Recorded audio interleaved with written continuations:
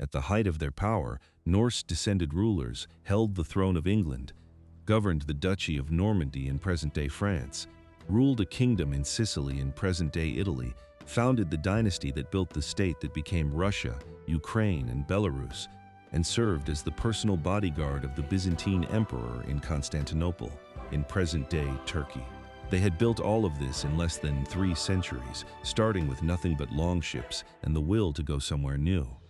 And then, within 400 years, every single one of those positions was gone. No army drove them from England. No popular uprising expelled them from Sicily. No rival people took Russia back from the dynasty they had founded. The Norse lost every throne they had built. They simply disappeared. The most successful conquerors in medieval European history lost everything. And the reason why reveals something about the nature of power that no story of conquest ever quite manages to say. Sometime around the year 1100, if you had drawn a map of medieval Europe and marked every territory where Norse-descended men held meaningful power, you would have produced one of the most remarkable documents in the history of the continent. The map would have stretched from the cold gray shores of England in the northwest to the gilded palace halls of Constantinople in the southeast, present-day Turkey, and taken in Normandy in present-day France, Sicily in present-day Italy, and the vast river-threaded lands of Kievan Rus in present-day Russia and Ukraine along the way. What made this map extraordinary was not simply its geographic reach, it was the speed at which it had been drawn. Less than 3 centuries separated the first Norse longship beaching on an English shore from the moment when Norse-descended rulers simultaneously governed these territories across half a continent. No single empire had planned this, no coordinated strategy had produced it. It had emerged from thousands of individual decisions made by men with ships, ambition, and a willingness to go somewhere new and stay long enough to matter. The Norse who built these positions did not look the same or speak the same language by the time their descendants sat on those thrones. The Norman king of England in 1100 spoke French.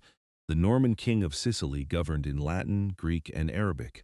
The Rurikid prince of Kievan Rus conducted affairs in Old Church Slavonic and prayed in the Orthodox Christian tradition. The Varangian guardsmen in Constantinople were, by that point, as likely to be Anglo-Saxon as Scandinavian. The Norse had not exported a single culture. They had inserted themselves into 5 different ones and risen to the top of each. This was the repeating mechanism of Norse success. Wherever they went, the pattern was the same. They arrived by water, longship, or rivercraft and established a presence through force or negotiation or both. They identified the local power structures and found a way inside them. They converted to the dominant religion of the territory, whether Roman Catholic Christianity in the West or Orthodox Christianity in the East. They intermarried with local populations, and within 2 or 3 generations, they were indistinguishable from the ruling class of the people they had entered, except that they now sat at its apex. The territory that anchored the western half of this Norse world was England.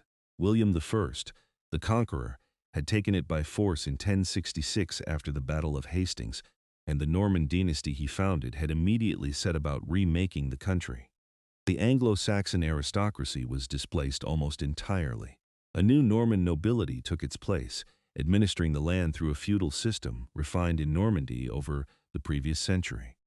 The Domesday Book, commissioned in 1086, was the administrative expression of total conquest, a survey of every significant piece of property in England organized for taxation and control. South of England, across the Channel, lay Normandy itself, the duchy in present-day France that had been the launching pad for the conquest of England and the foundational Norse territorial holding in continental Europe. Rollo, the Norse warlord who had received it from the Frankish king in 911, had turned a raider's foothold into a duchy of formidable military and administrative sophistication. By 1100, Normandy had been Norse-descended territory for nearly 2 centuries. Its dukes were among the most powerful lords in France, and its military culture had produced the most effective cavalry forces in Western Europe. Far to the south, in the Mediterranean, the Norman kingdom of Sicily in present-day Italy represented the most improbable expression of Norse power. A handful of Norman adventurers had arrived in southern Italy around 1016 as mercenaries and ended up building a kingdom that governed Arabs, Greeks, and Latins simultaneously. Roger II, who was crowned King of Sicily on Christmas Day 1130, presided over one of the most culturally sophisticated courts in the medieval world.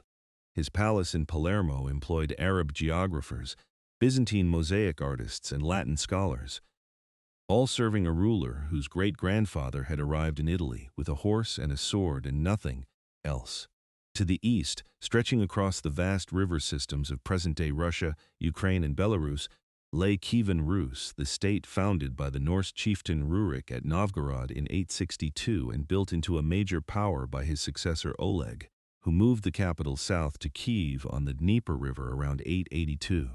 The Rurikid dynasty that governed Kievan Rus by 1100 was, in its blood and its dynastic name, Norse in origin. In its language, its religion, its culture, and its political practice, it had become thoroughly Slavic. It was the most complete transformation in the entire Norse world, and the longest lasting. And then there was Constantinople, the capital of the Byzantine Empire in present-day Turkey, the wealthiest, most ancient, and most sophisticated city in the Christian world. The Norse were not its rulers. They were something more intimate than that.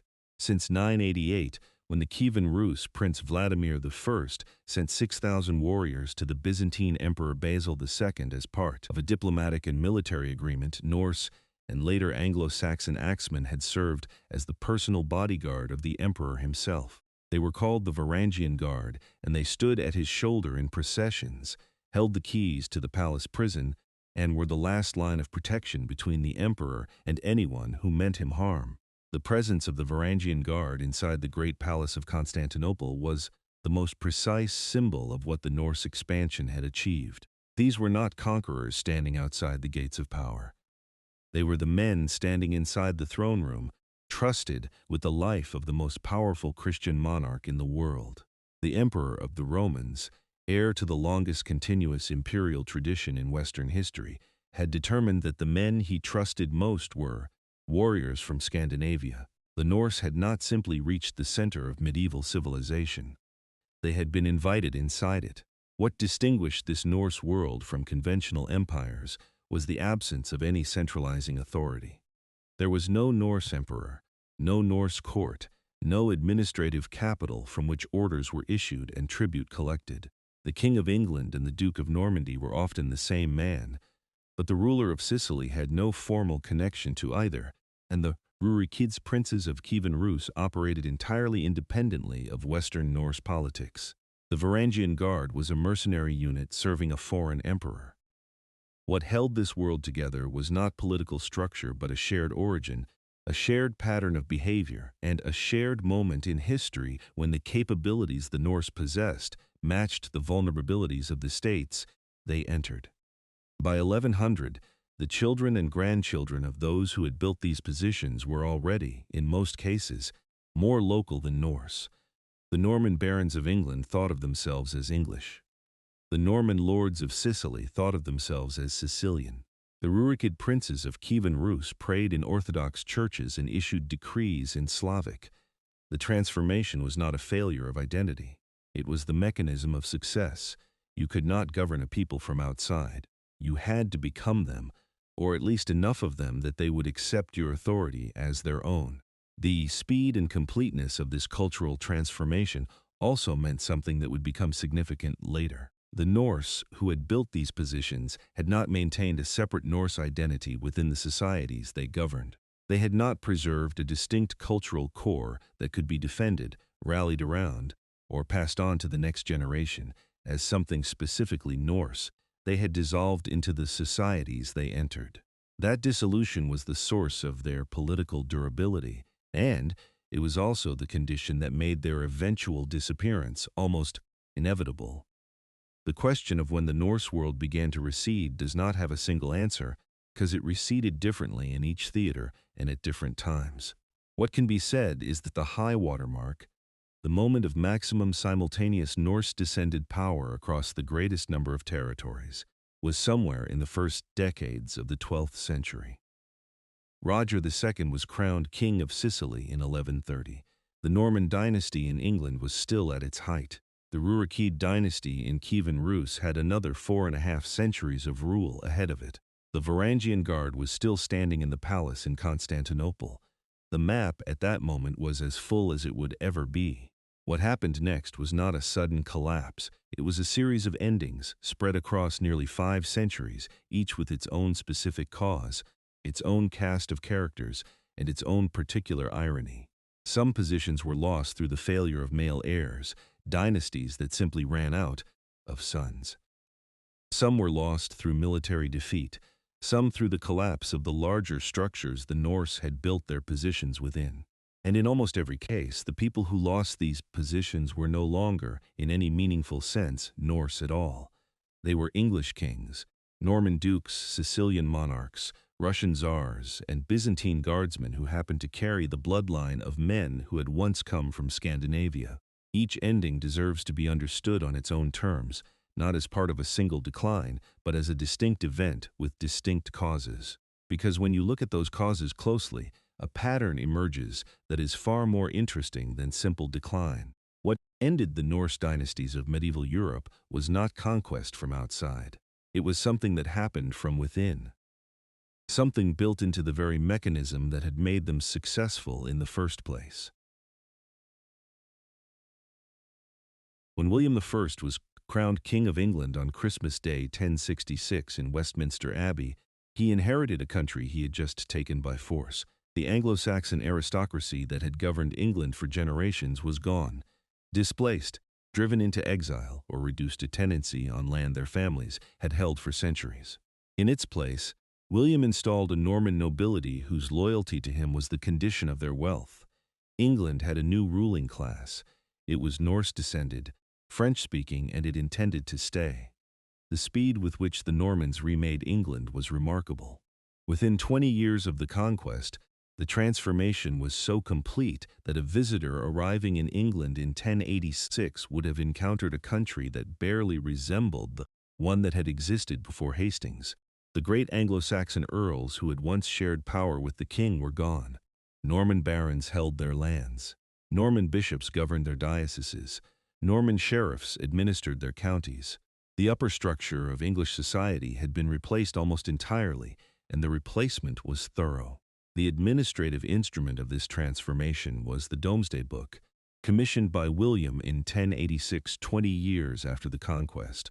It was the most comprehensive survey ever attempted in any medieval kingdom, a record of every significant piece of property in England, its ownership, its taxable value, and its productive capacity.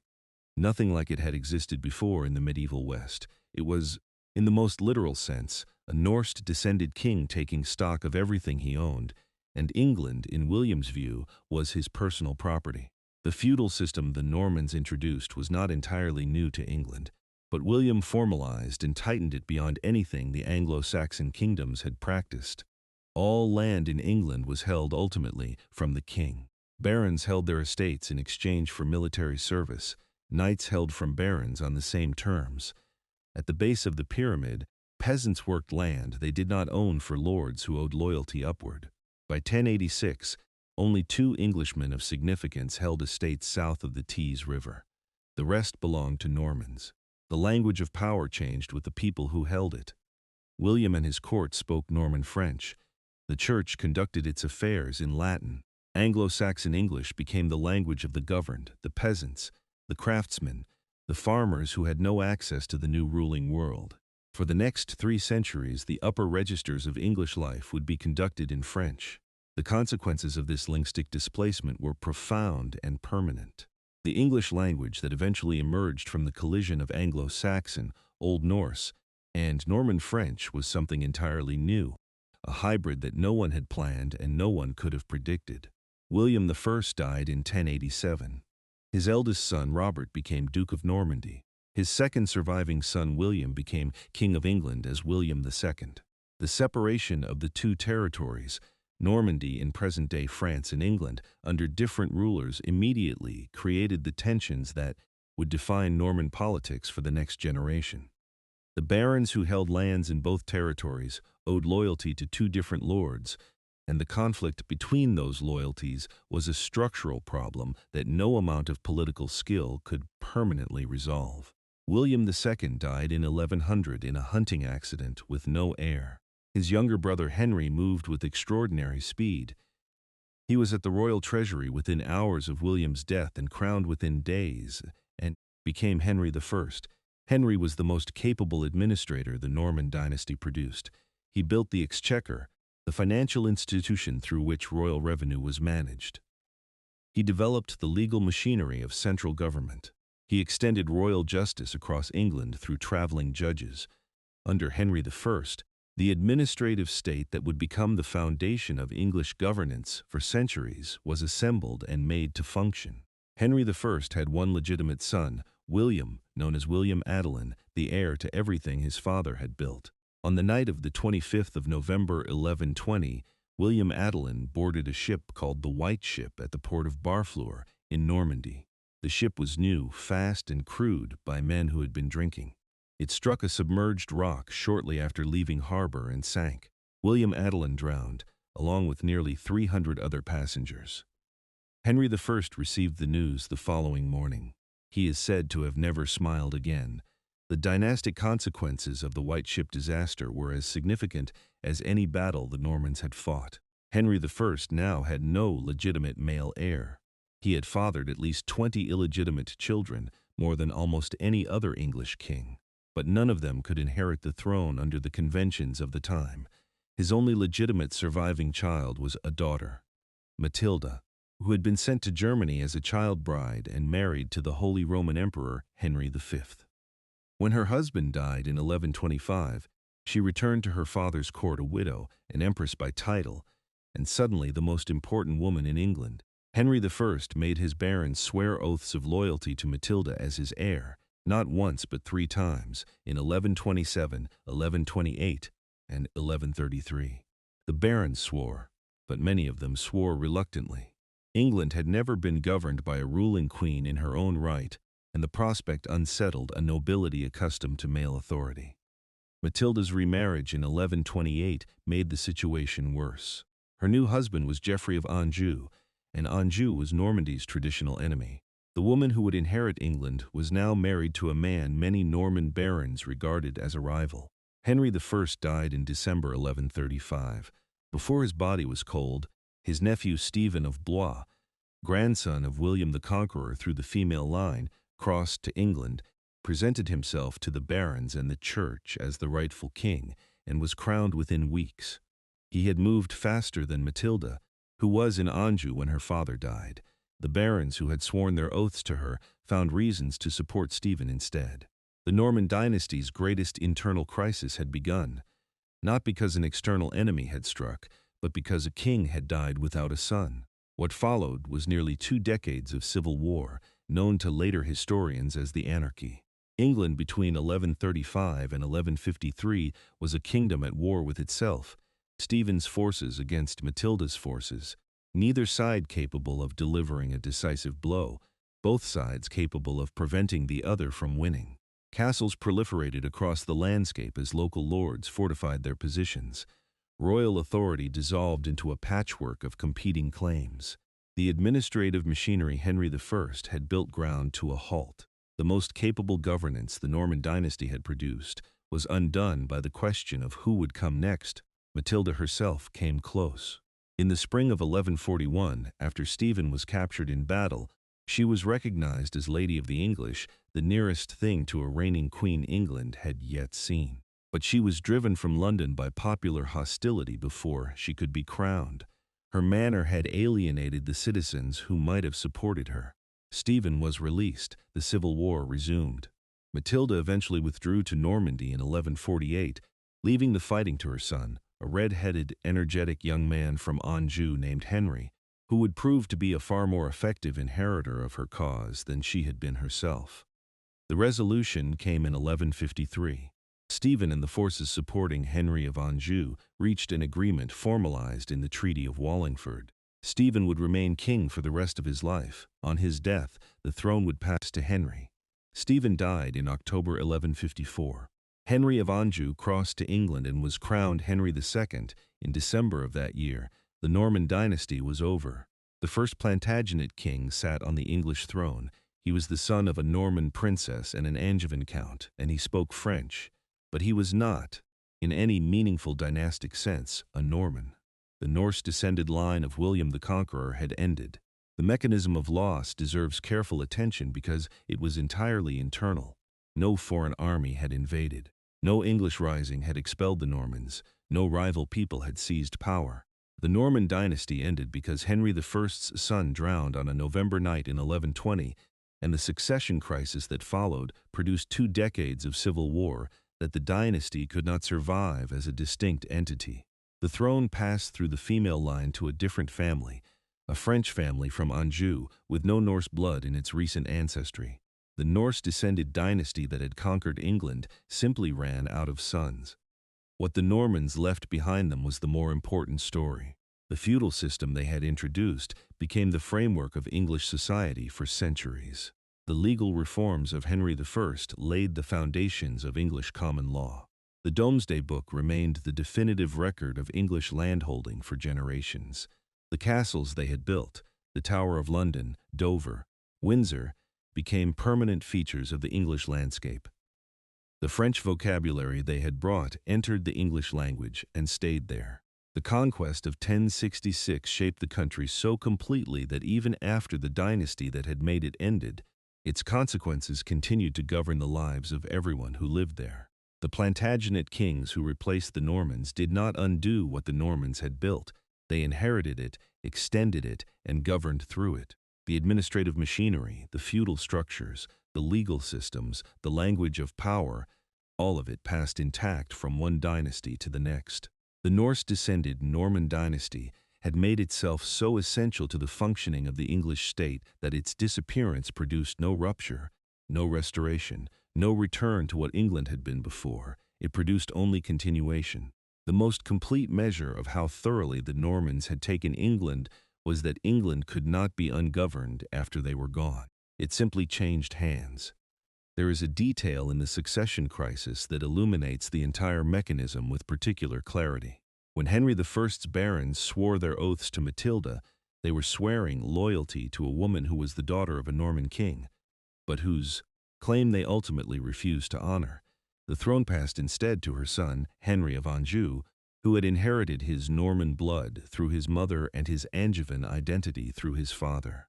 The Norman dynasty ended not because it was defeated, but because the rules of succession, the same primogeniture inheritance system that had sent Norse younger sons out onto the sea in the first place, could not accommodate a daughter when there was no son.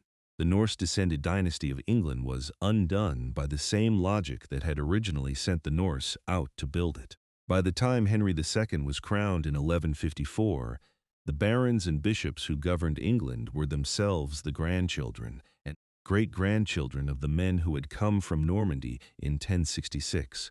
They had been born in England. They had grown up in England. Many of them spoke English alongside French. The intermarriage between Norman settlers and Anglo-Saxon families that had been proceeding quietly for nearly 90 years had produced an English-Norman population that was neither purely Norman nor purely Anglo-Saxon. They were simply English, with French names, French habits of governance, and a French-derived vocabulary woven into their daily speech. The Norman dynasty in England lasted 88 years, from William I's coronation on Christmas Day 1066 to the death of Stephen in 1154. In those 88 years, it had transformed a country so thoroughly that the transformation could never be reversed. And when it ended not with an invasion or a popular revolt or a military defeat, but with a shipwreck on a November night off the coast of Normandy and the slow unraveling of a succession crisis that a single surviving son could have prevented. The first of the Norse-descended dynasties to fall did not fall. It dissolved into the country it had made. Of all the positions the Norse built in medieval Europe, the kingdom they established in Sicily in present-day Italy was the most improbable. It was the furthest from Scandinavia in distance, the most alien in culture, and the most complex in its governance. It was also, by the middle of the 12th century, one of the most sophisticated states in the Western world. that this kingdom had been built by men whose grandfathers had arrived in southern Italy as hired soldiers with nothing but their military capability, is one of the stranger facts of medieval history.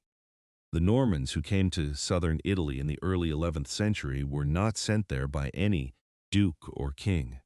They came because word had spread that there was fighting to be done and land to be won in a region where the political landscape was fragmented enough to offer opportunity to capable men with no existing stake in the outcome.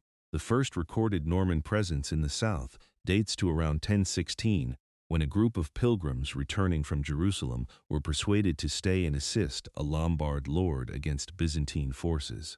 They were good at fighting. The word reached Normandy. More came.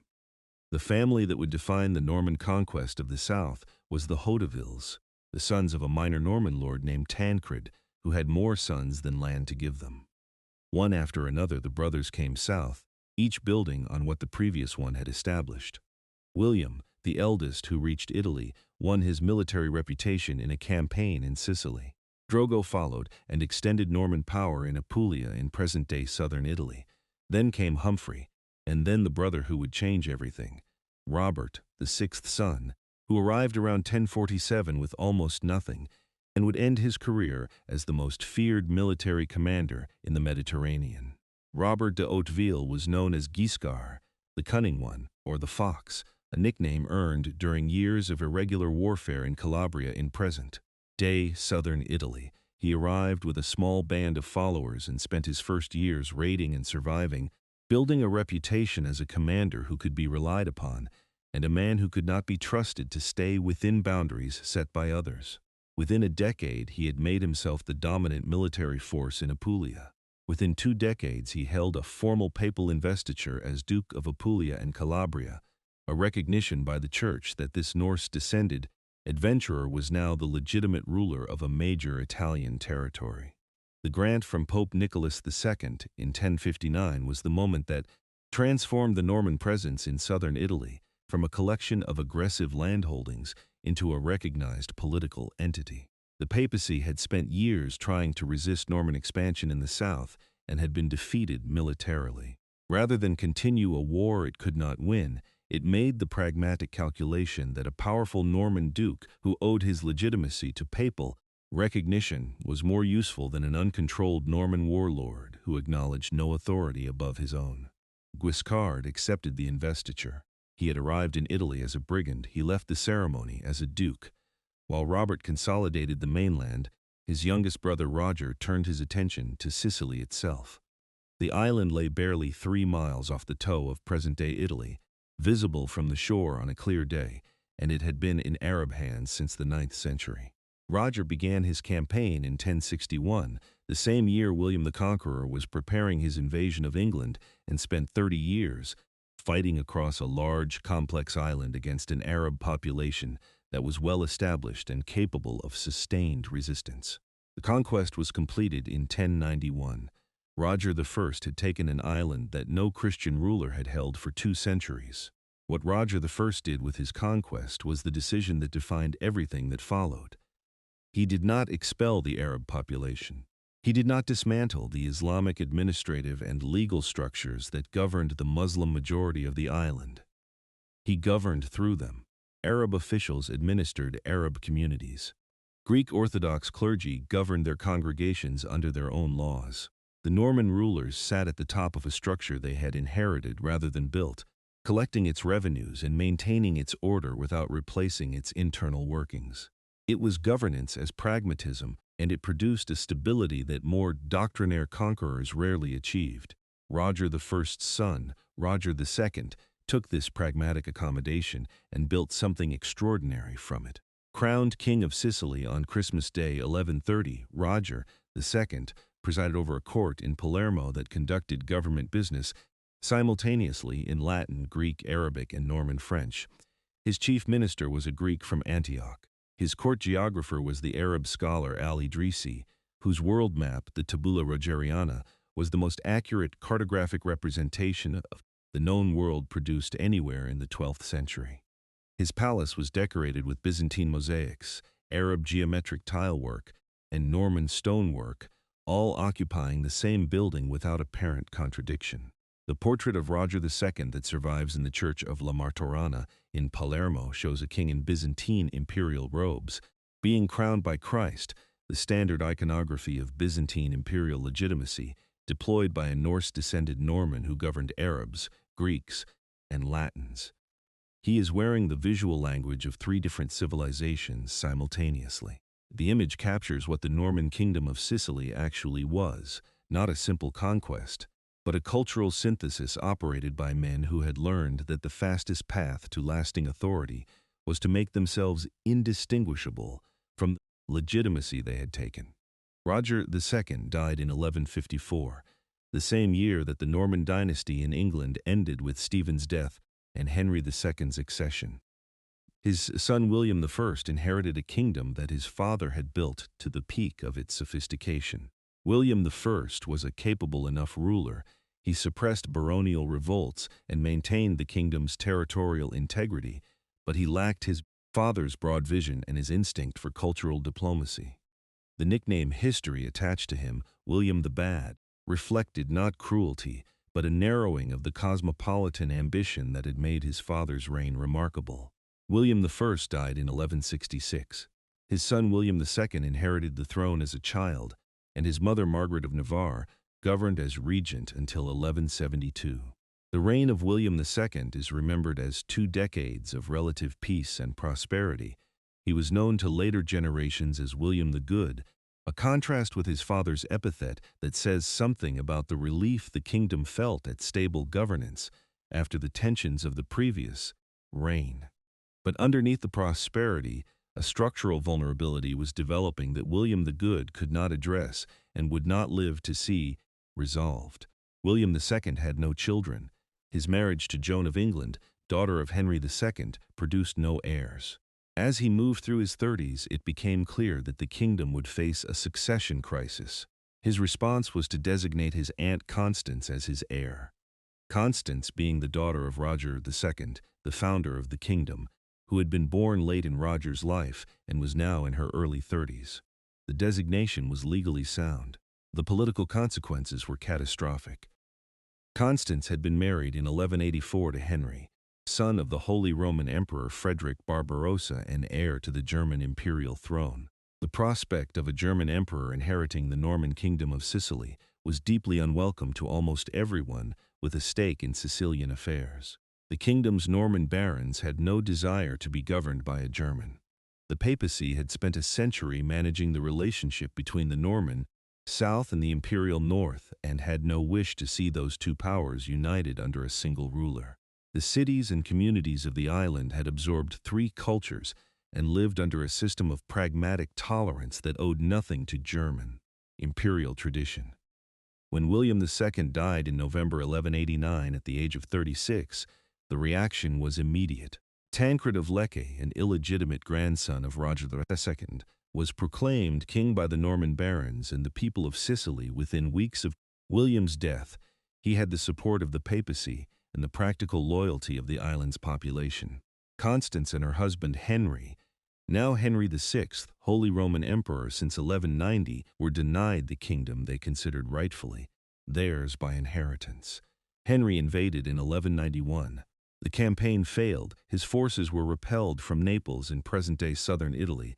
Constance was captured by Tancred's forces, and Henry was forced to withdraw to Germany to deal with problems at home. Tancred of Lecce ruled Sicily for 4 years. His reign was difficult, contested by Henry from outside, strained by baronial resistance from within, and burdened by the financial exhaustion of continuous military preparation. He died in February 1194. His young son William III inherited a kingdom that had been fatally weakened. He was a child. His mother Sibylla was his regent, and the German emperor was already preparing a second invasion with resources partly supplied by the enormous ransom he had extracted from the English king Richard I, who had been captured on his way home from the Holy Third Crusade. Henry VI launched his second invasion in the summer of 1194. This time there was no effective resistance. The mainland territories fell with barely a campaign. The cities of Sicily opened their gates as his forces advanced south. By October the island was his, William III was deposed and taken to Germany. Henry and Constance were crowned king and queen of Sicily on Christmas Day 1194 in Palermo, the same city, the same ceremony, the same Christmas Day on which Roger II had been crowned king of Sicily 64 years before. The Norse-descended Hauteville dynasty was over. A German dynasty sat on the throne. The mechanism that had ended Norman rule in Sicily was the same one that had ended the Norman dynasty in England 40 years earlier. William II died without legitimate children. A succession crisis followed. A rival claimant, backed by foreign power, entered the vacuum and prevailed. In England, the dynasty had passed through the female line to a French Angevin family. In Sicily, it had passed through the female line to a German imperial one. In both cases, the underlying cause was the same: no son. The parallel with England goes further. Just as Henry II in England inherited Norman institutions and governed through them rather than replacing them, Henry VI in Sicily's inherited the Norman administrative machinery and initially made efforts to preserve it. The multicultural governance system that the Hautevilles had built, the Arab officials, the Greek clergy, the Latin administrators, the Norman feudal structure sitting above all of them, was not immediately dismantled. It was too useful, too deeply embedded, and too productive to be replaced by something the new rulers barely understood. The Norman Kingdom of Sicily survived as an institutional reality even after the Norman dynasty had ended. The irony of how Norman rule in Sicily ended deserves to be stated precisely. The dynasty that had built the most sophisticated multicultural state in 12th century Europe was not brought down by an uprising of its Arab subjects, or by a Greek rebellion, or by a Latin crusade against its tolerance of Islam. It was brought down by a dynastic marriage contracted a decade before the crisis. A marriage between a Norman princess and a German prince that seemed like a reasonable diplomatic arrangement at the time, and became the instrument of the kingdom's transfer to foreign hands when the male line failed to produce an heir. The Norman Kingdom of Sicily was not conquered. It was inherited by people who had married into it. Henry VI died in 1197, 3 years after his coronation in Palermo. Constance died the following year, leaving their 4-year-old son Frederick as the heir to both the Sicilian throne and, eventually, the German imperial one. This child, who would grow up to become the Holy Roman Emperor Frederick II, one of the most extraordinary monarchs of the medieval world, carried in his blood the line of Roger II, the Norse-descended Norman who had built the kingdom in the first place. The dynasty had changed, the bloodline had not entirely broken, and the kingdom that Robert Guiscard and Roger I had built from nothing in the hills of present-day Italy continued, under new management, for another 7 centuries. What the Norman Kingdom of Sicily left behind was not simply a changed map. It was a changed idea of what governance could be. The tolerance it had practiced, imperfect, pragmatic, sometimes coercive, but genuine in its accommodation of multiple cultures under a single political roof, was a model that the medieval world had not seen before and would not see again in quite the same form. The knowledge that flowed through its multicultural court, Greek science preserved in Arabic, translated into Latin by scholars working in Palermo, entered the intellectual bloodstream of medieval European universities and contributed to the intellectual revival of the following centuries. The Norse adventurers who had arrived in southern Italy with horses and swords had, in the space of a century and a half, built something that outlasted them by 700 years. The Norman Kingdom of Sicily lasted 133 years, from Roger I's conquest of the island in 1061 to Henry VI's coronation in Palermo in 1194. In that span, it had been built from almost nothing, raised to the peak of sophistication under Roger II, and then slowly weakened by the structural problem that no amount of administrative brilliance or cultural synthesis could solve: the failure to produce male heirs across 2 successive generations. The most improbable Norse success story in medieval Europe ended the same way as the first: no battle, no revolt, no expulsion. Just the quiet arrhythmic of a dynasty that ran out of sons. Of all the territories the Norse held in medieval Europe, Normandy in present-day France was the oldest and the most foundational. It was where the Norse transformation from raiders into rulers had first taken place. It was the base from which England had been conquered in 1066, and from which the Norman adventurers who built Sicily had originally set out. It had been Norse-descended territory since 911, longer than any other position the Norse held in the West, and it was the one position that was taken from them not through dynastic failure, but through direct military conquest by an external power. The story of how Normandy was lost begins, as so many things in this period do, with the question of inheritance. When William the Conqueror died in 1087, he divided his holdings between his sons. His eldest son, Robert, received Normandy. His second surviving son, William, received England. This separation, the same duchy and the same kingdom under different rulers, created a structural problem that would persist for the next century. The Norman barons, who held land in both territories, owed loyalty to two different lords, and when those lords were in conflict, the barons were forced to choose.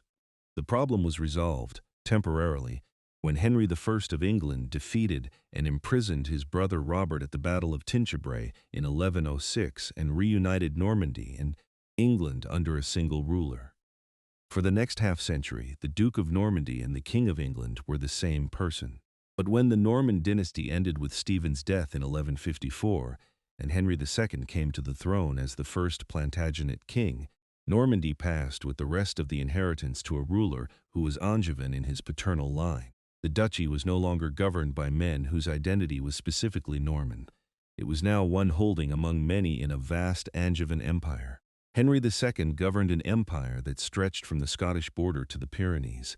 He held England as king, Normandy as duke, Anjou and Maine by inheritance from his father, and Aquitaine by marriage to Eleanor of Aquitaine. His combined holdings dwarfed those of the French king in territory, revenue, and military capacity. The King of France was technically the feudal overlord of the Duke of Normandy. Henry owed homage to the French crown for his continental lands.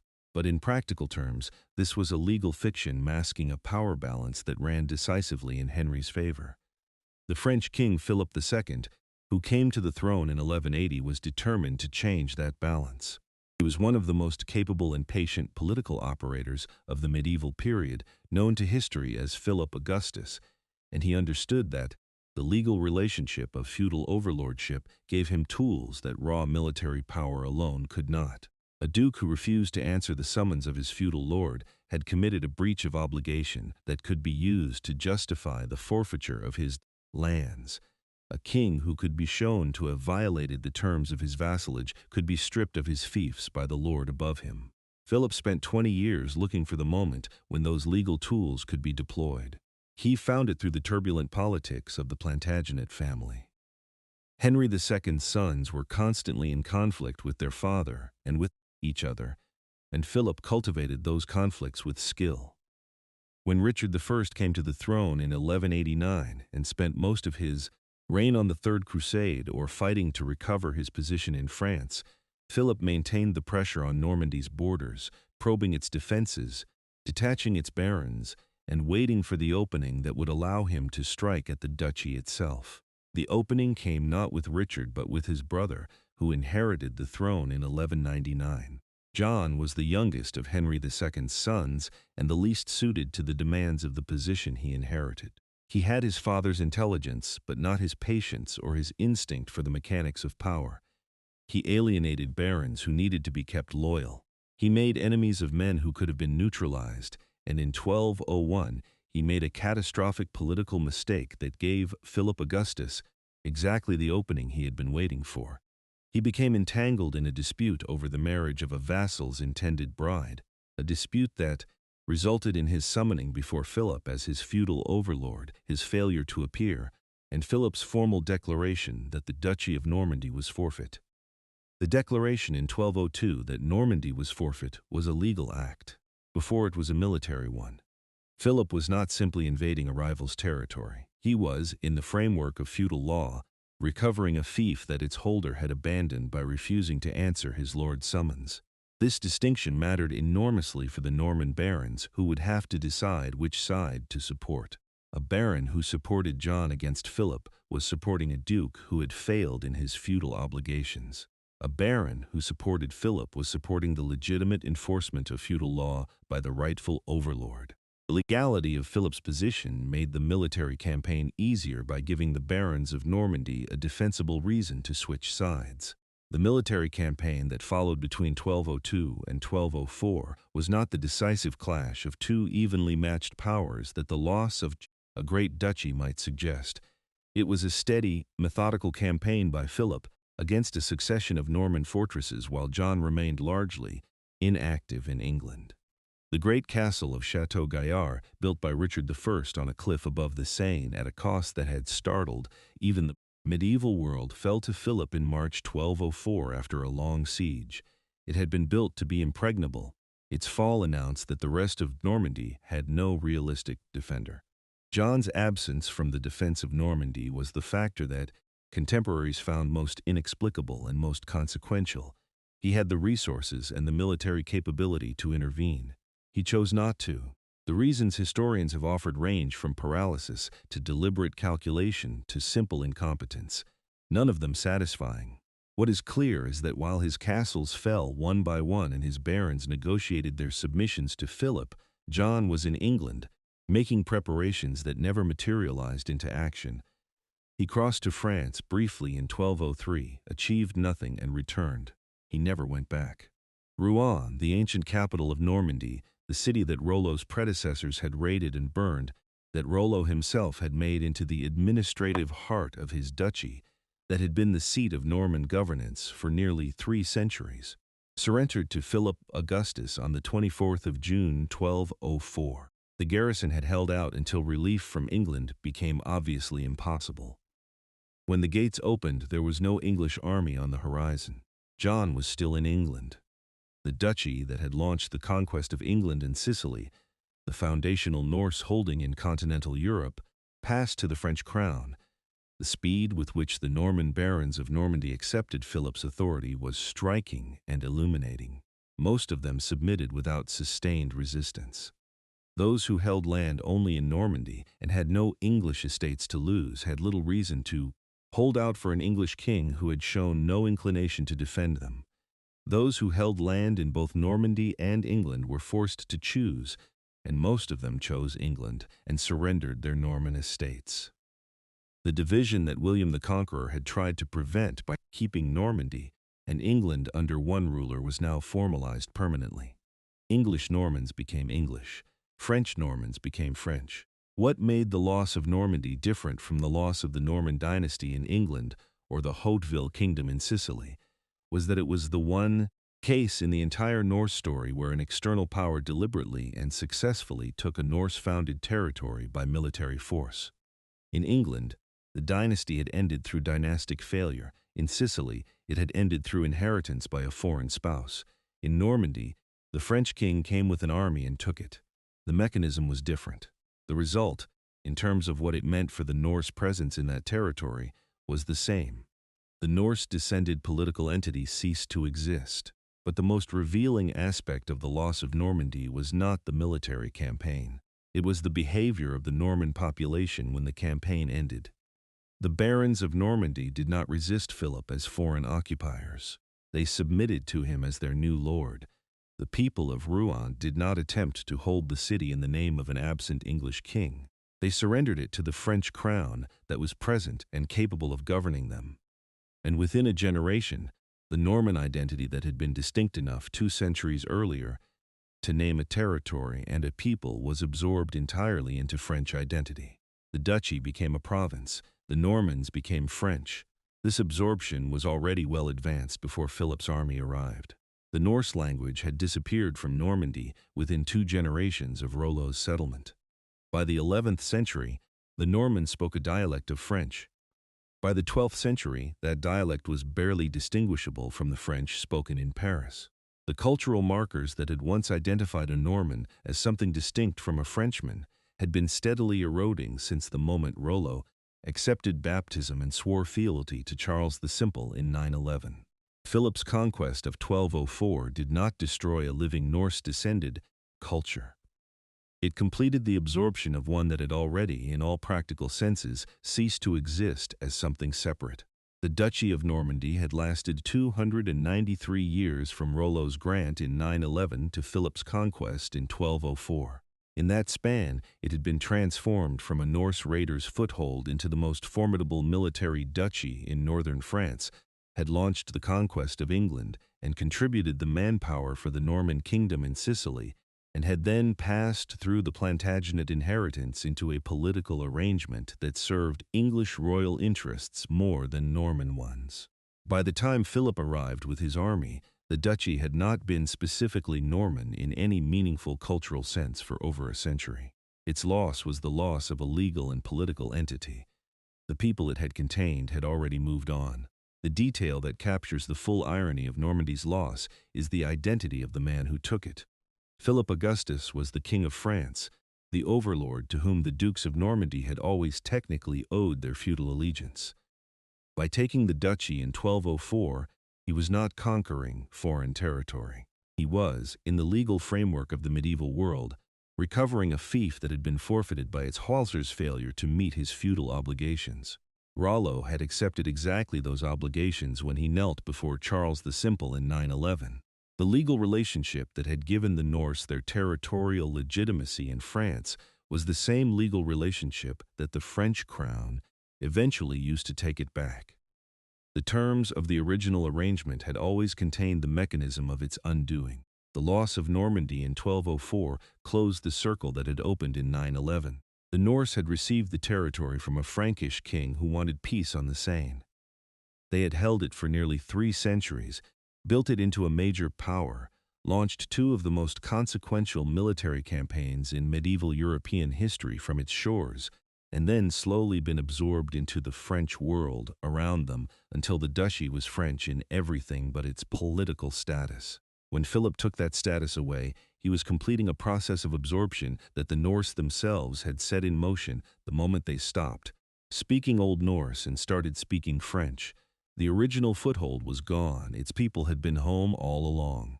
What Normandy left behind in present-day France was not simply a changed map. The Norman dialect survived in the region for centuries after 1204. Norman legal traditions were preserved in the customary law of the province, the Coutume de Normandie, which remained distinct from the legal codes of the rest of France and continued to govern Norman affairs until the French Revolution 5.5 centuries later. The architecture the Normans had built, the abbeys, the castles, the great churches, remained in the landscape, and the name Normandy remained as it does today.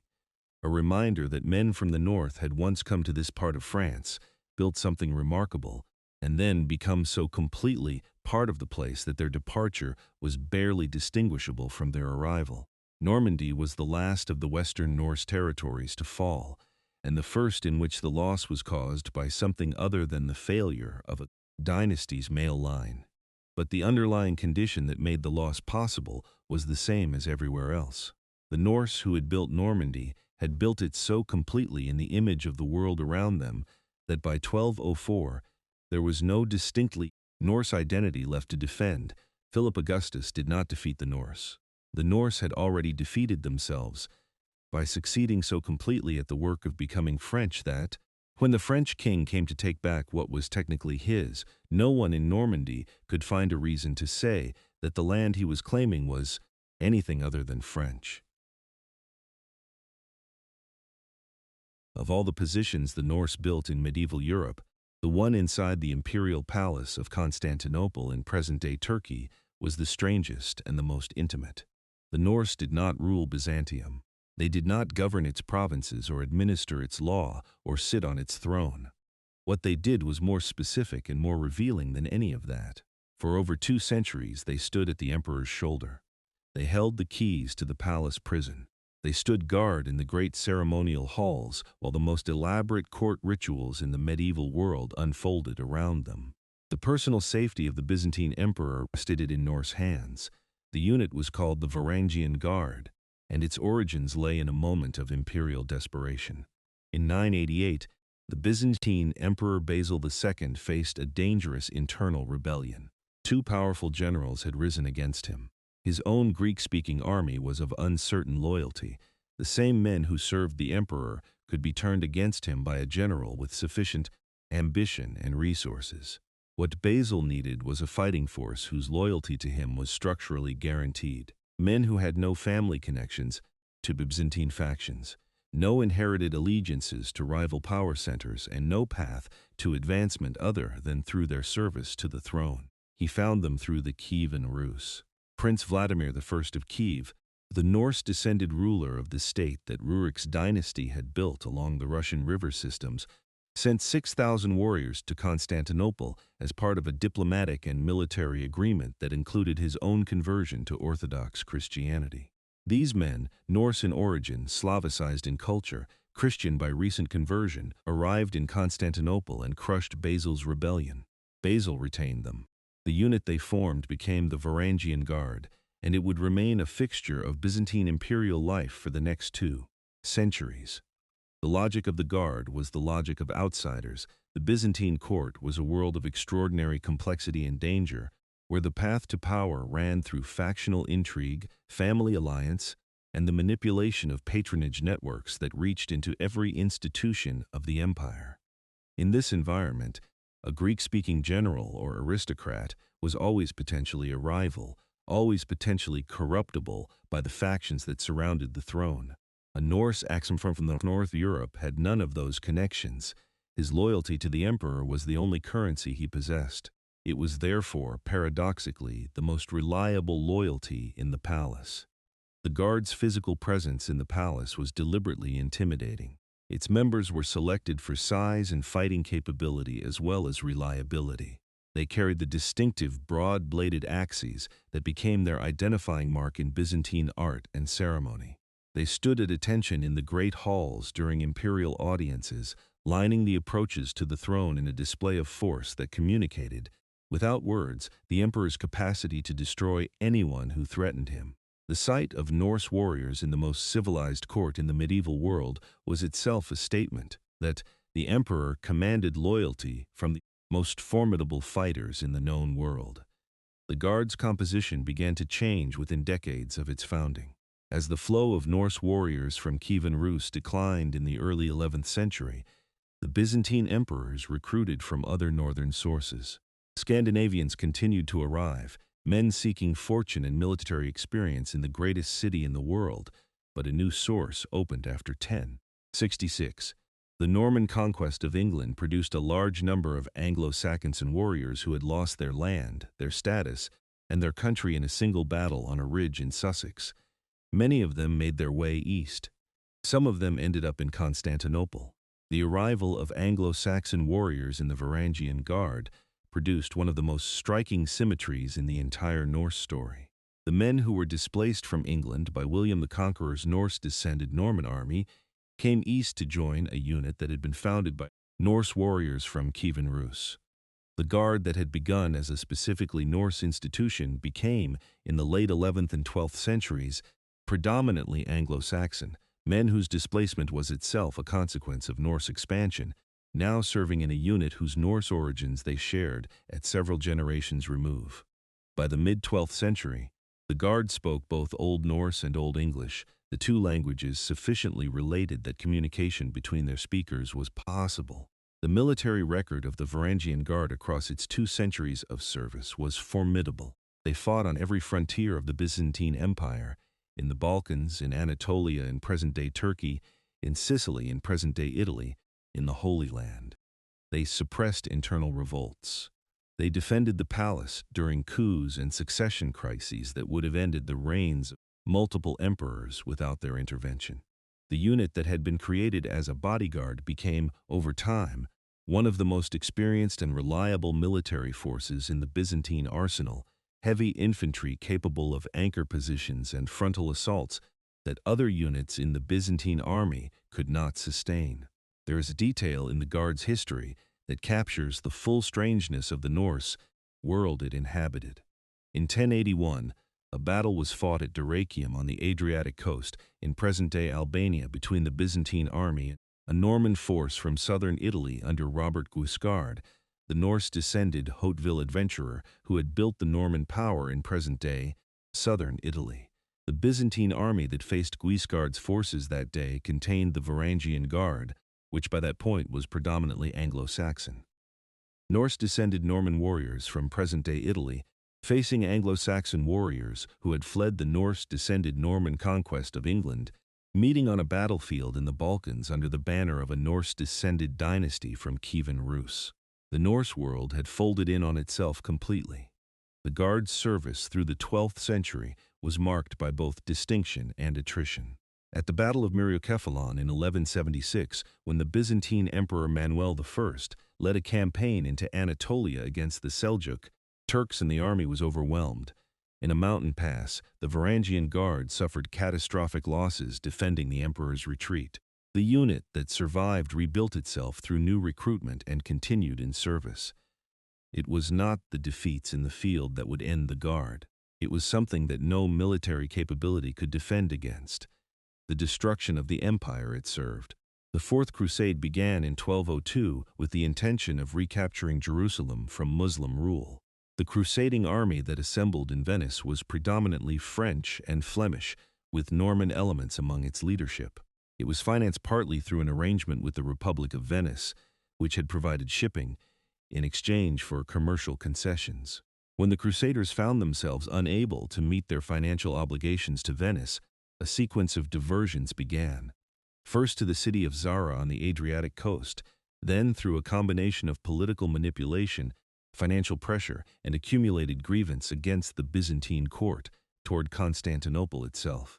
The decision to attack Constantinople rather than proceed to the Holy Land was one of the most consequential miscalculations in medieval history.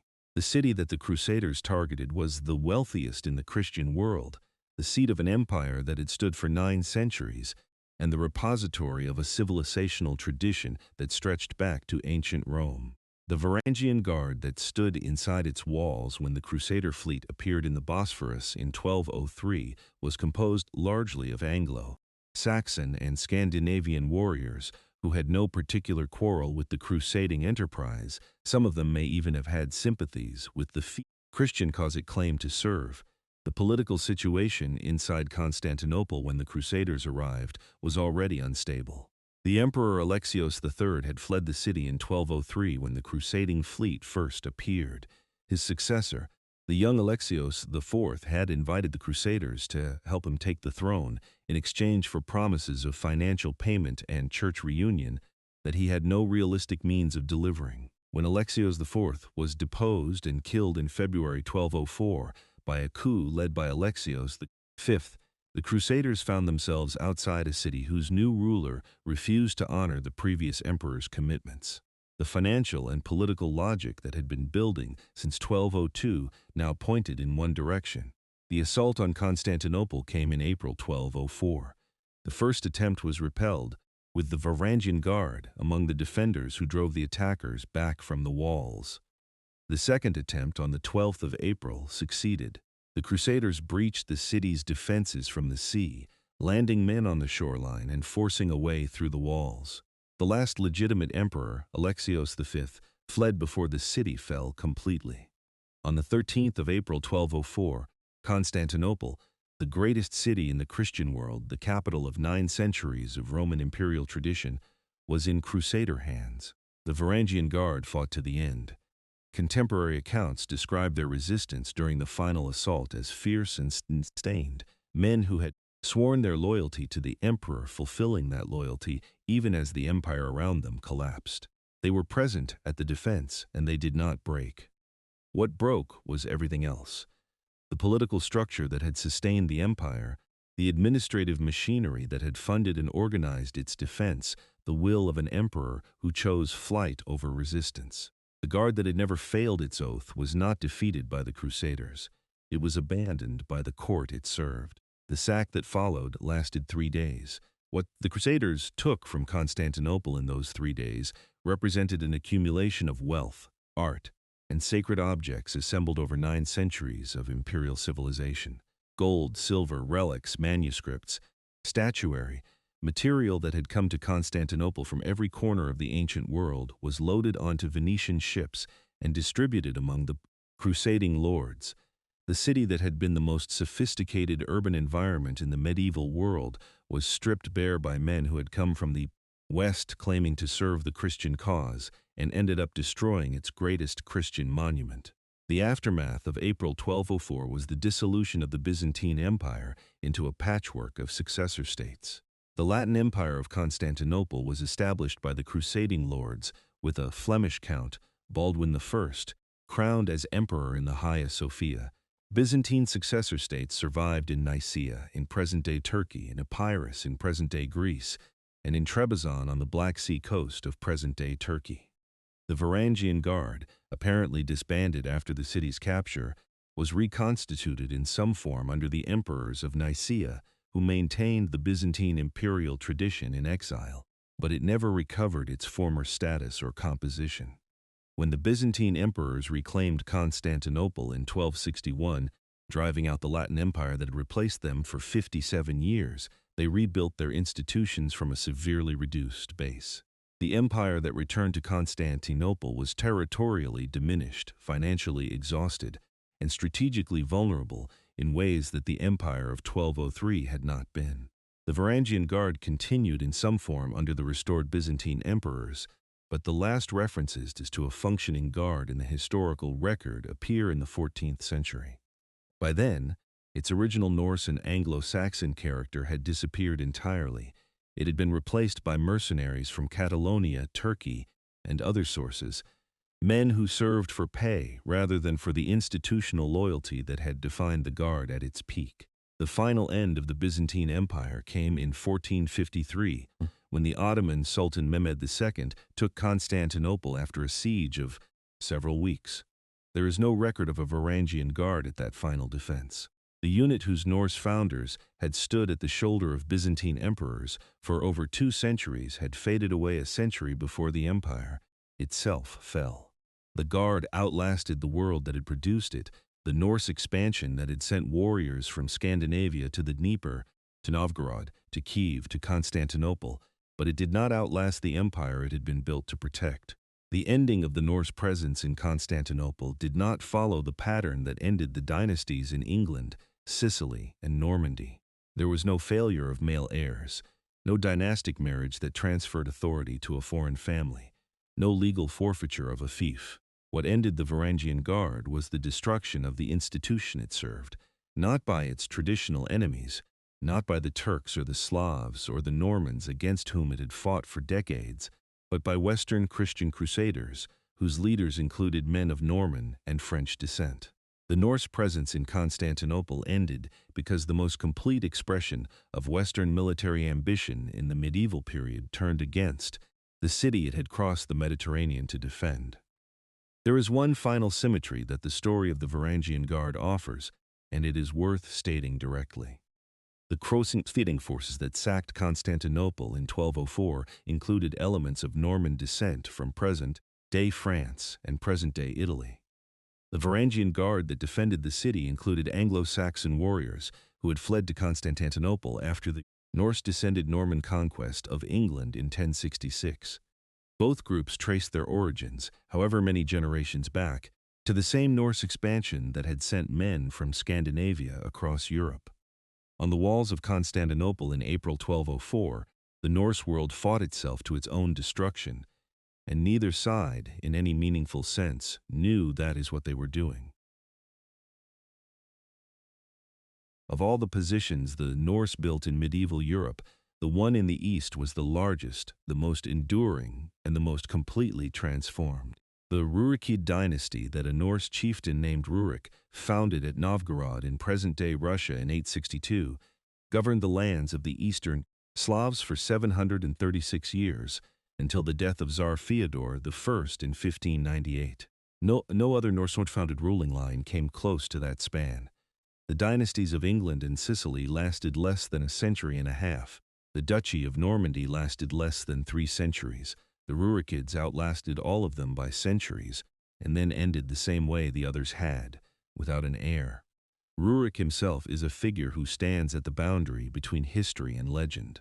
The primary chronicle, a 12th century account compiled by Orthodox monks in Kiev in present-day Ukraine, records that in 862, The Slavic and Finno-Ugric tribes of the Ladoga region, exhausted by internal conflict, sent a delegation to the Varangians across the sea. Their message was direct: "Our land is vast and rich, but there is no order in it. Come and rule us."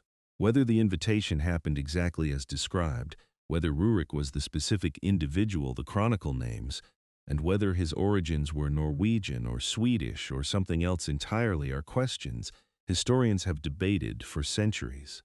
What is not seriously disputed is that Norse-descended leadership arrived in the region around 862 and stayed. Rurik established himself at Novgorod, a settlement on the Volkhov River in present-day northwestern Russia that sat at the northern end of the great river routes connecting the Baltic to the Black Sea. The position was commercially and militarily strategic in ways that his Norse trading instincts would have recognized immediately. Novgorod controlled the entry point to the river system that led south through the forests of Eastern Europe to Kiev, to the Black Sea, to Constantinople, and to the trade networks of the Islamic world. A man who held Novgorod held the key to one of the most profitable commercial corridors in the medieval world. Rurik died in 879, leaving a young son named Igor. His kinsman Oleg assumed the regency and governance of the territory, and within 3 years had done something that transformed the political character of the entire enterprise. Around 882, Oleg moved south with a force of Varangians and Slavic warriors, captured Kiev, a more strategically positioned city on the Dnieper River in present-day Ukraine, and declared it the mother of Rus cities. The capital of the Norse-founded state shifted from the northern trading post of Novgorod to the warmer, wealthier, more commercially connected city of Kiev.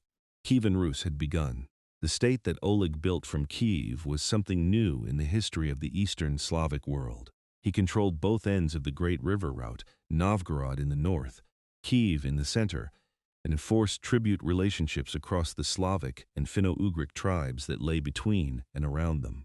He conducted trade expeditions to Constantinople, negotiating treaties with the Byzantine Empire that gave Rus merchants privileged commercial access to the greatest market in the medieval world.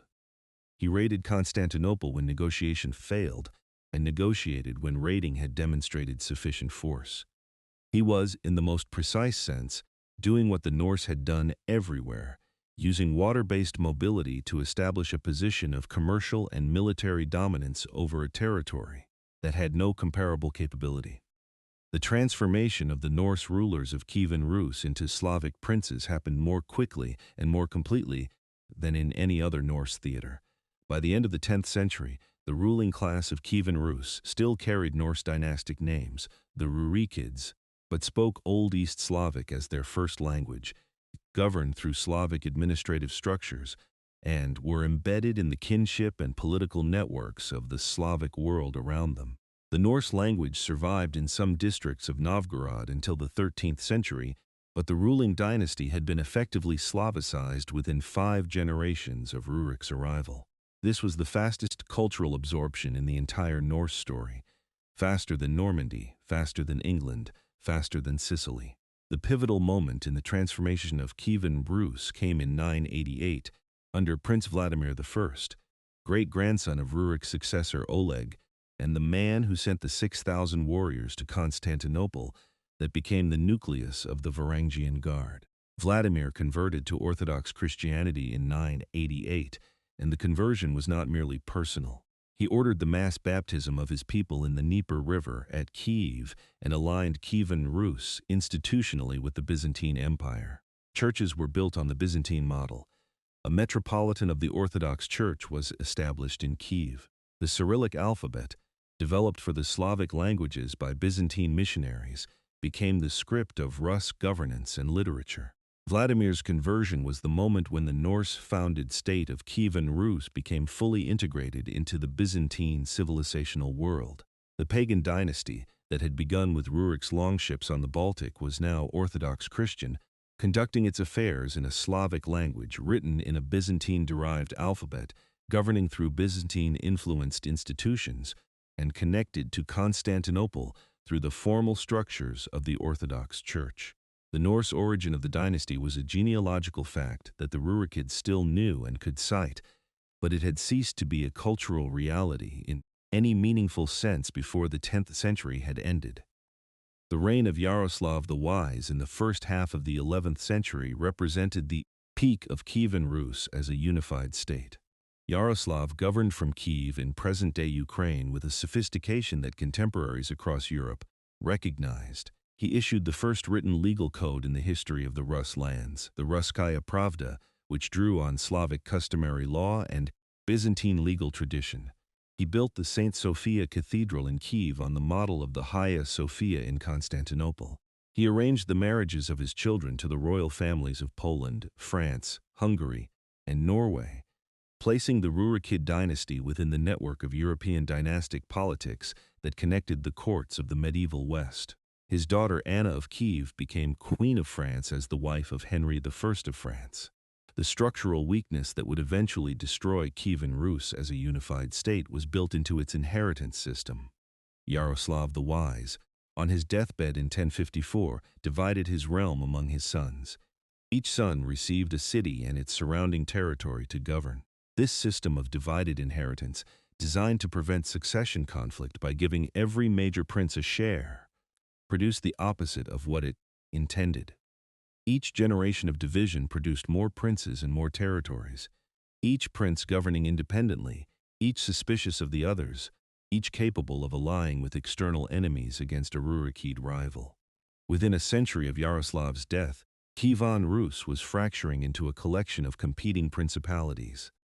The fracturing accelerated through the 12th century. Kiev itself was sacked multiple times, by Rurikid princes fighting each other, by the Cumans from the steppe, by the forces of the northeastern principalities that were growing in power, while the old heartland of Kiev declined. The city that Oleg had declared the mother of Rus cities in 882 was sacked by Rurikid forces from the northeast in 1169, not by external enemies, but by the dynasty's own branches turning on their ancestral capital. The unity that Yaroslav the Wise had governed was gone. What remained was a collection of Rurikid principalities, each claiming descent from Rurik, none willing to acknowledge the supremacy of the others. Into this fractured landscape the Mongols came. In the winter of 1237 and 1238, the forces of Batu Khan swept into the northeastern principalities of Rus, destroying city after city with a speed and completeness that the fragmented Rurikid princes could not collectively resist. In 1240, Kiev itself fell. The city that had been the cultural and political heart of the Norse-founded state was reduced to a collection of ruins. An envoy who passed through Kiev shortly after its fall reported that the landscape bore the visible marks of devastation, the silent remainder of what had been one of the great cities of medieval Europe. The Mongol conquest of the Rus lands in the 1230s and 1240s was the most catastrophic event in the history of the Rurikid dynasty. Kievan Rus, as a political entity, ceased to exist. The surviving Rurikid princes became tributaries of the Mongol Golden Horde, required to travel to the Mongol capital to receive a patent of authority from the Khan before they could rule their own principalities. The dynasty that had been founded by Norse warriors who recognized no authority above themselves now governed at the pleasure of Mongol overlords who could grant or revoke their authority at will, and yet the Rurikid dynasty survived. This is the most remarkable fact about the Norse-founded state in the East. The dynasty that Rurik had established at Novgorod in 862 was not destroyed by the Mongol conquest. It was humiliated, subordinated, and severely weakened, but it continued. Different branches of the Rurikids governed different principalities under Mongol suzerainty, competing with each other for the Khan's favor and for the patent of Grand Prince that the Mongols used to control the internal politics of the Rus lands. The dynasty's survival under those conditions was a product of exactly the pragmatic adaptability that had characterized Norse behavior since the first Longships had beached on European shores. The branch of the Rurikids that eventually emerged from the Mongol period as the dominant power in the Rus lands was the princes of Moscow. The city of Moscow had been a minor settlement in the time of Yaroslav the Wise. Under the Mongol period, the princes of Moscow proved particularly adept at accumulating privileges from the Golden Horde. Serving as tax collectors for the Mongols, using the relationship to undermine rival Rurikid princes and slowly extending their authority over the surrounding principalities through a combination of military pressure, political manipulation, and advantageous marriage. Moscow's rise was the final chapter of the Rurikid story. Ivan III of Moscow, who ruled from 1462 to 1505, was the Rurikid prince who effectively ended the Mongol period in Russian history. He refused to pay tribute to the Golden Horde in 1480.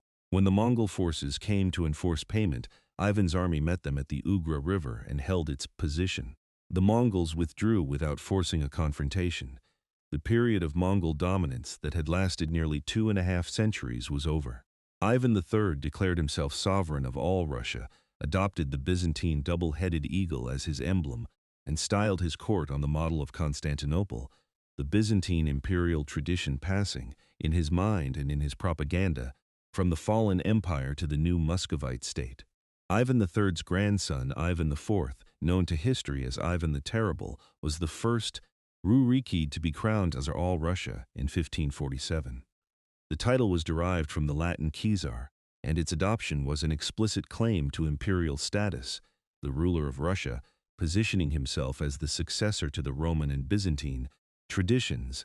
The dynasty that had begun as Norse longship crews on the Baltic was now the imperial house of the largest state in Europe, governing a territory that stretched from the Baltic to the Urals and from the White Sea to the Caspian. The distance from Rurik to Ivan IV was 7 centuries and a world. Ivan IV was a ruler of extraordinary capability and extraordinary instability. He reformed the legal and administrative systems of Russia, expanded its territory through the conquest of the Tatar Khanates of Kazan and Astrakhan, and built the institutional framework of a centralized Russian state.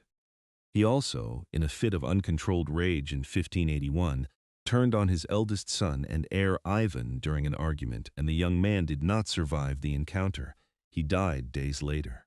The dynasty that had survived Mongol conquest, the sacking of Kiev, 2.5 centuries of tribute payment, and 700 years of political turbulence was effectively ended by a father's moment of uncontrolled violence against his own son. The death of Ivan Ivanovich left Ivan IV with only one surviving legitimate son, Fyodor, a man of gentle disposition and limited capacity who had been sheltered from the demands of governance his entire life. When Ivan IV died in 1584, Fyodor inherited the Russian throne. The country was effectively governed in his name by his brother-in-law Boris Godunov, a capable administrator who understood that Fyodor could not rule but could reign. Fyodor reigned for 14 years.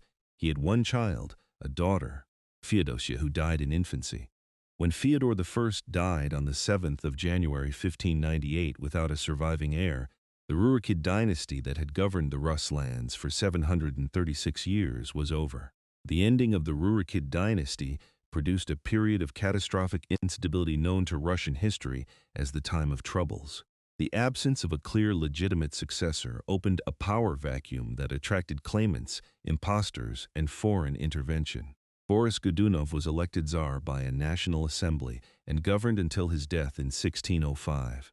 False claimants, men presenting themselves as Dmitry, the younger son of Ivan IV who had died as a child, seized power twice with Polish support. Polish forces occupied Moscow. Russia descended into a combination of civil war, foreign intervention, and famine that killed a significant portion of its population before a new dynasty was established in 1613. The Romanovs, who came to power in 1613, were not unconnected to the Rurikids. The Romanov family had long-standing ties to the old dynasty through marriage.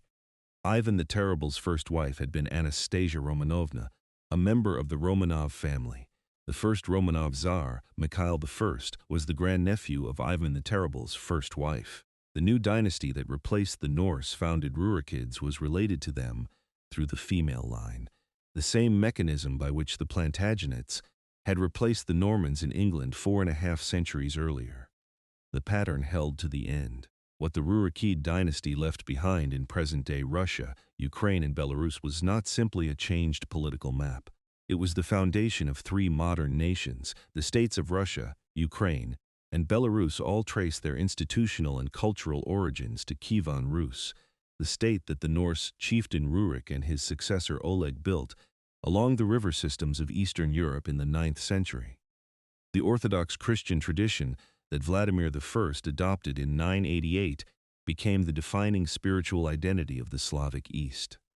The legal traditions, the administrative structures, the concept of a unified Rus state, all of it descended, directly or indirectly, from the political entity that Norse traders and warriors had assembled on the banks of the Dnieper and the Volkhov. 7 centuries of rule had built something that no dynasty's ending could unmake. The story of the Rurikids is, in the end, the most complete demonstration of the Norse pattern. They arrived as outsiders, Norse traders moving along river routes in search of silver and commercial advantage.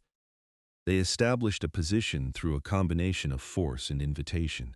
They converted to the local religion, adopted the local language, absorbed the local culture, and placed themselves at the apex of a political structure they had not built but had made their own. And when the dynasty finally ended, it ended not because the Russian people had rejected their Norse-descended rulers, not because a rival people had expelled them, not because an external power had conquered them, but because the last ruler of the line that descended from Rurik died in 1598 without a son to succeed him. 7 centuries of rule, and it ended the same way the others had. The male line simply ran out. There is one detail about the end of the Rurikid dynasty that captures the full irony of the Norse story in the East. Ivan the Terrible, who brought the dynasty to the edge of extinction by ending his own heir's life in a moment of rage, had been the most powerful Rurikid ruler in history, the first to wear the title of Tsar, the conqueror of great territories, the builder of the most centralized Russian state that had yet existed. He had more power than Rurik could have imagined in 862 on the banks of the Volkhov, and yet the dynasty that had survived 7 centuries of invasion, fracture, and foreign domination could not survive one catastrophic moment in a Moscow room in 1581. Power is a strange and fragile thing. The Norse had always known how to build it. They had never quite mastered how to keep it. 5 theaters, 5 endings: England, Normandy in present-day France, Sicily in present-day Italy, Kievan Rus in present-day Russia and Ukraine, and the Varangian Guard in Constantinople in present-day Turkey. The Norse had built ruling positions in all of them, and over the course of roughly 5 centuries, from the Norman dynasty's end in England in 1154 to the Rurikid dynasty's end in Russia. In 1598, they lost everyone. The question this history demands is a simple one. What, precisely, did those losses have in common? The answer is not what the conventional story of Viking decline suggests. The conventional story runs roughly like this. The Norse were fierce, but their ferocity was eventually contained. Their paganism was Christianized.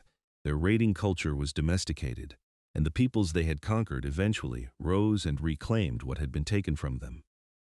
It is a satisfying narrative. It is also almost entirely wrong. The Norse in each of these 5 theaters were not expelled. They were not defeated in decisive battles that ended their rule.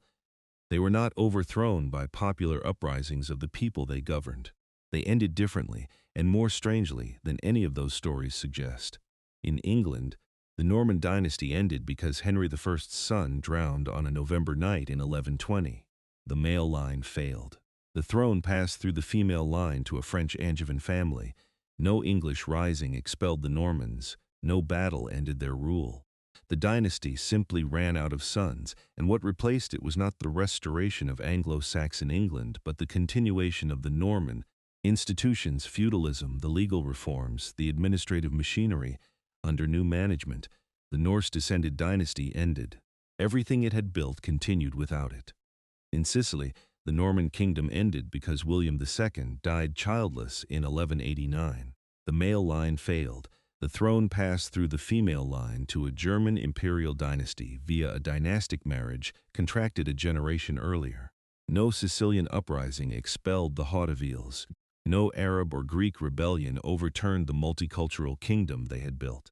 The dynasty ran out of male heirs, and a German emperor walked through the door that the failure of succession had opened. What he inherited was the Norman kingdom's institutions, the administrative machinery, the multicultural governance system, the strategic position in the Mediterranean, not a blank space. In Normandy, the ending was different in mechanism, but identical in underlying cause. The duchy was taken by the French crown in 1204 through direct military force, the one case in the entire Norse story where an external power took a position by conquest, but the conquest was made possible by something internal. The Norman ruling class of Normandy had been so thoroughly absorbed into the French world around them that when Philip Augustus arrived with his army, most of the duchy's barons found reasons to submit rather than resist. The thing that Philip conquered was a legal and political entity. The people it contained had already become French before the army arrived. In Constantinople, the Varangian Guard ended because the empire it served was destroyed by the Fourth Crusade in 1204. The Guard did not fail. It was present and fighting at the walls when the city fell. What ended was the institution around it.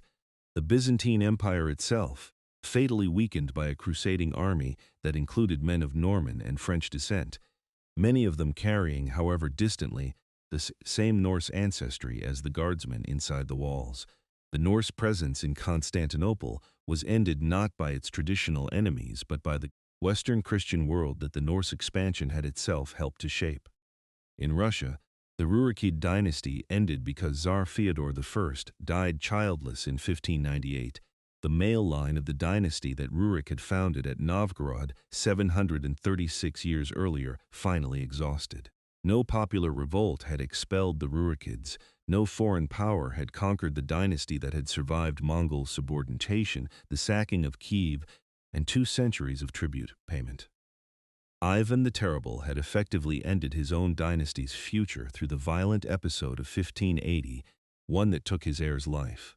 The male line ran out, and what followed was 15 years of catastrophe before a new dynasty stabilized the state that the Rurikids had built. The pattern stated plainly, in 4 of the 5 theaters, Norse rule ended through the biological failure of the male line. In one theater, Normandy, it ended through military defeat of a ruler who governed a population that had already been absorbed into French identity. In none of the 5 cases did the governed peoples rise up to expel their Norse-descended rulers.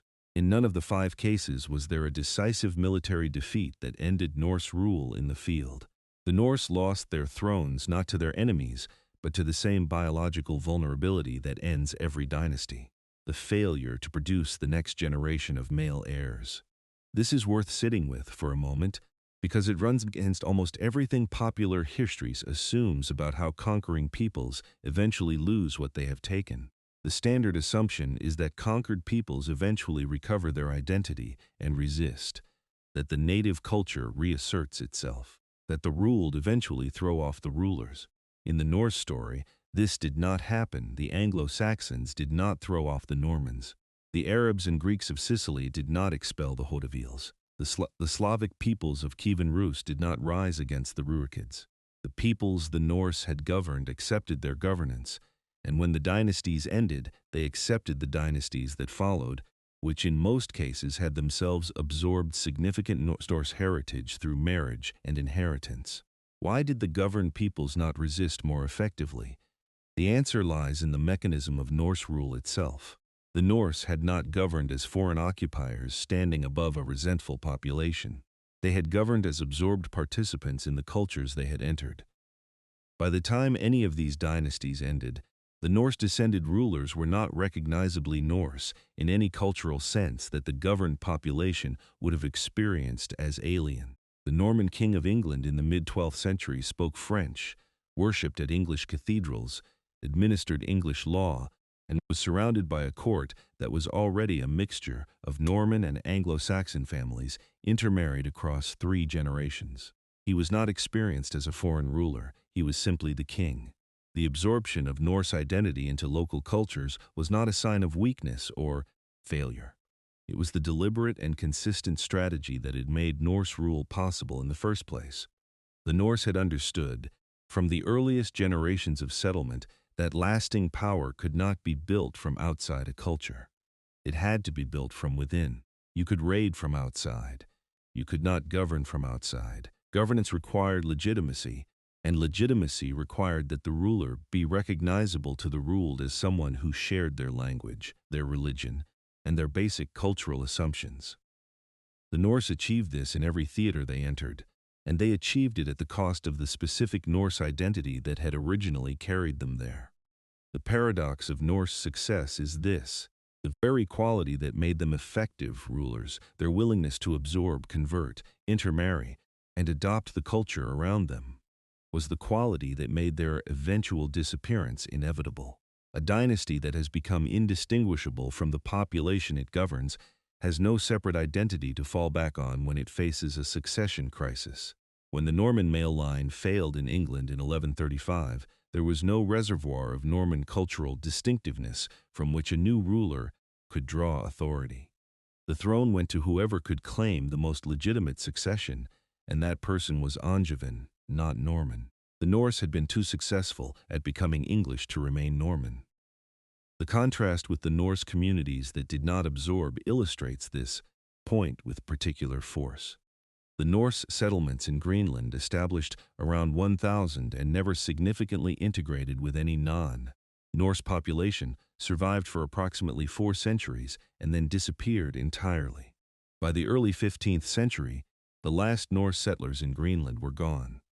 They had maintained their distinct Norse Scandinavian identity across 4 centuries of isolation, refusing to adopt the practices of the Inuit who survived in the same environment, and they died out in the Little Ice Age without leaving descendants or institutional successors. The Norse who absorbed survived as dynasties for 7 centuries. The Norse who did not absorb survived for 4 centuries and then vanished without trace. What the Norse left behind in the territories where they had ruled was not the memory of a foreign occupation. It was the furniture of civilizations. In England, the feudal system, the common law foundations, the administrative structures, and a third of the English vocabulary descended from Norman French. In Normandy, the legal traditions of the Coutume de Normandie preserved as distinct provincial law until the French Revolution nearly 6 centuries after Philip Augustus's conquest. In Sicily, the administrative framework of the Norman kingdom, the architectural legacy of Monreale and the Palatine Chapel in Palermo, and the tradition of multicultural governance that the island carried imperfectly for centuries afterward. In Russia, Ukraine, and Belarus, the very foundations of 3 modern states and the Orthodox Christian identity that shaped the spiritual life of the Slavic world. The Varangian Guard left something more specific and more fragile: the memory, preserved in Byzantine chronicles and in the runic inscriptions scratched into the marble of the Hagia Sophia by guardsmen standing at their posts, that men from Scandinavia had once stood at the heart of the most ancient imperial tradition in Christendom and held it against everything that came for it, until the very end, when it fell not to enemies from outside, but to the ambitions of men from their own broader world. There is a thread that connects all 5 endings, and it runs deeper than the failure of male heirs. The Norse were extraordinarily good at getting power. They were less consistently good at keeping it across multiple generations, because the mechanism of keeping it, absorption, intermarriage, cultural adoption, undermined the dynastic continuity that hereditary monarchy required. A dynasty that absorbs the culture around it produces heirs who are culturally indistinguishable from the people they govern. Those heirs may be excellent rulers, but they are no longer specifically Norse rulers, and when they die without sons, there is no Norse identity strong enough to generate a specifically Norse claim to succession. The dynasty ends because it has succeeded too completely at becoming something else. The word failure is the wrong word for what happened to the Norse dynasties of medieval Europe. Failure implies that something went wrong, that a goal was not reached, that a project collapsed. But the Norse project in each of these 5 theaters was not to maintain Norse identity. It was to acquire power and hold it. In England, the Normans held it for 88 years and built institutions that governed England for centuries afterward. In Sicily, the Hautevilles held it for 133 years and built a multicultural kingdom that historians still regard as one of the most sophisticated states of the medieval period. In Russia, the Rurikids held it for 736 years and built the institutional foundations of 3 modern nations. These were not failures. They were extraordinary successes, and the fact that they ended does not diminish what they produced. The Norse dynasties of medieval Europe ended, but what they had built did not end with them. The institutions outlasted the dynasties. The legal systems outlasted the dynasties. The languages they had shaped outlasted the dynasties. The states they had founded outlasted the dynasties by centuries. Russia was still Russia after the Rurikids were gone. England was still England after the Normans were replaced by Plantagenets. Sicily was still the sophisticated multicultural kingdom the Normans had built, governed now by Germans who were careful to preserve the Norman administrative framework because it was too valuable to discard. The Norse contribution to the world they entered did not require the continuation of Norse dynasties to remain operative. It had already become the structure of the world itself. The English speaker who says the word law is using a word that derives from Old Norse. The citizens of Russia, Ukraine, and Belarus who trace their national origins to Kievan Rus are living in states whose institutional foundations were laid by Norse traders on the banks of the Dnieper and the Volkhov. The tourists who visit the Norman Cathedral of Monreale in present-day Sicily and stand before its 14,000 square meters of Byzantine gold mosaic are looking at a building commissioned by the great-grandson of a Norse adventurer who arrived in southern Italy with a horse and nothing else. The word Normandy means only one thing: the land of the Northmen. The Norse presence in the world is invisible because it worked. It became the world. 5 centuries of endings, and not one of them was what it appeared to be from the outside.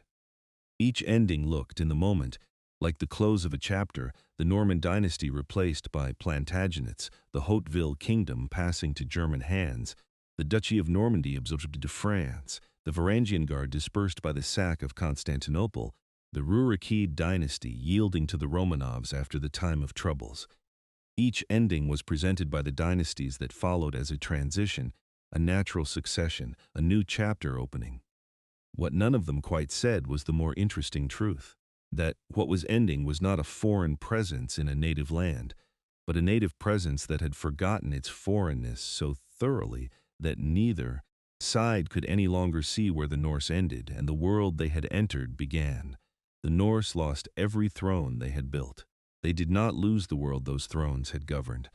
The most successful conquerors in medieval European history disappeared, not because they were defeated, but because the work of building had required them to become the thing they were building.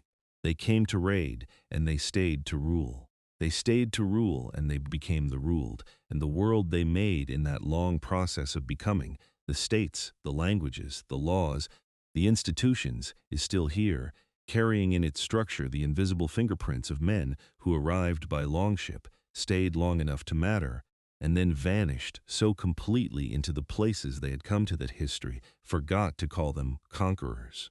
The story of the Norse in medieval Europe is not a story of rise and fall.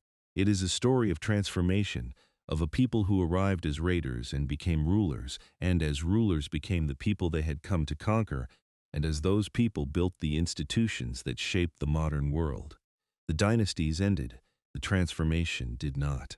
Every ending in this story was also a beginning, the beginning of the England, the France, the Russia, the Italy that came next, and each of those worlds carried within it, embedded in its language and its law and its institutional memory, something that no dynasty's ending could erase: the fact that men from Scandinavia had once been here, had once governed here, had once stood at the center of the medieval world and made it, in ways both visible and invisible, their own.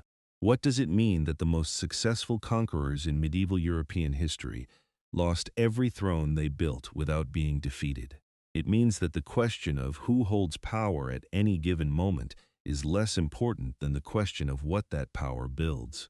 The Norse held power across 5 theaters for between 88 and 736 years.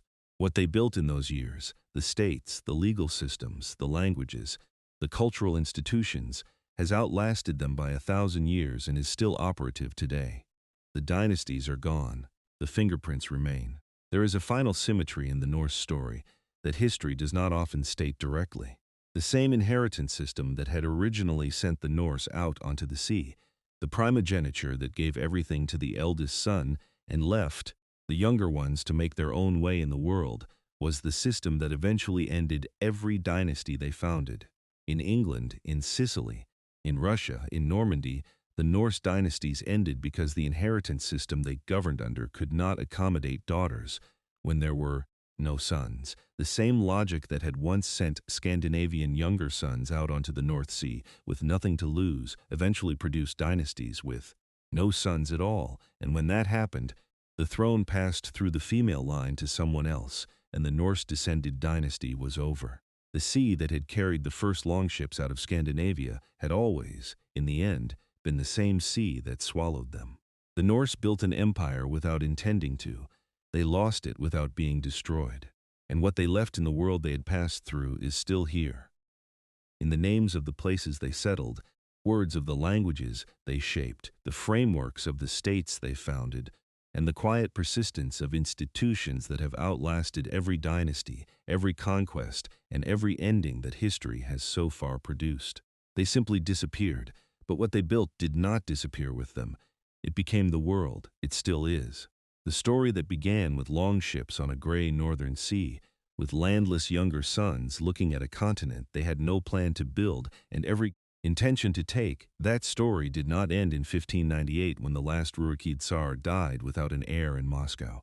It ended, if it ended at all, in the ordinary speech of people who have no idea that the words they use, the laws they live under, and the states they inhabit carry within them the memory of men who once arrived from the north, stayed longer than anyone expected, and became, in the end, so completely part of everything they had entered that the world stopped being able to see where they had gone.